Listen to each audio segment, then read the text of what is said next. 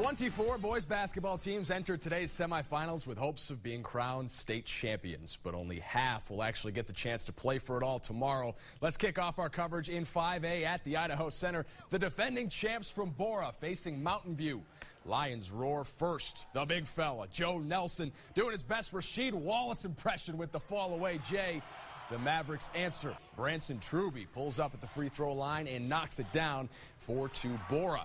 Then the Lions go on a little run. Nick Reed, you can call him the Three Musketeer. A little later, Reed drops it down to Isaiah Wright for an easy deuce. Mountain View wouldn't go down without a fight, though. Marcus Slocum. They can't stop me from scoring, so they result to just hacking. And one. But it wasn't enough to topple the champs. Bora wins 62-53 and will be back in the finals. In the other 5A semi, Rocky Mountain met Highland. The Rams up 32-29 at halftime, thanks in large part to this guy, Austin Anderson. Dude is putting on a clinic. He kept Highland in front throughout the third. The Rams led by 5 heading to the final 8 minutes of play. But then back come the Grizzlies, led by their big men, Austin Hall, the back down, the pump fake, and the bucket. And then with 2:20 left in the fourth, Matt Grooms does the same on the other side of the paint, getting the shooter's roll to cut Highland's lead to 1. The Grizzly fans can taste a wild finish, and that's just what they get. Just over a minute left. Hall comes down with a board, lays it back up, and 1. Hallelujah! Rocky up 49-47.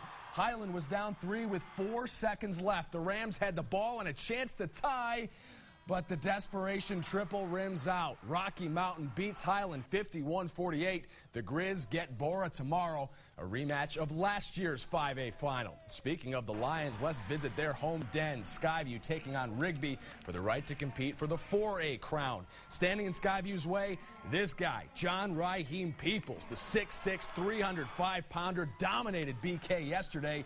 The Hawks go right at him, though. Daniel Slemmer sinks the floater. The Skyview faithful love it. But John Raheem quickly reminds them that this is the people's court. We, the peoples, in order to form a more perfect union, bury this jumper. Then he cuts to the post and finishes over Matt Lightfoot. Peoples scored Rigby's first 6 points. Skyview kept it close, though. J.C. Kennedy triples from the top of the key, but the Trojans were just too much. Rigby wins 51-41 to advance to the 4A state finals. How about some love for 3A? Snake River and Fruitland at Meridian High. We pick it up in the first. This is how you run a fast break off the inbounds. Blink, and the ball's already through the hoop. Adrian Castaneda scores for the Panthers. On the other end of the floor, closest to your couch, the Grizz respond. Bryce Natras take 3. They're small. Then Lane Lacrone comes up with a steal and finds Natras streaking to the rim. Bryce is just as nice in the paint, but Fruitland couldn't get stops when it needed to. Nate Martin, 3-ball. He's bringing the mullet back. Check out that hairdo. He's also bringing Snake River to the Snake Finals. The Panthers beat the Grizz 50-37. So here's a look at the teams that will be competing for a state title tomorrow. Bora and Rocky will square off in 5A.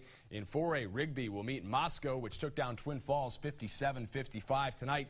In 3A, it's Snake River and Shelley. Grangeville versus New Plymouth in 2A, which knocked off Filer in overtime. 1A D1, it's Butte County versus the winner of KNIN-TV Liberty Charter. We don't have a final score for that one yet. And in 1A D2, Salmon River versus Nez Perce.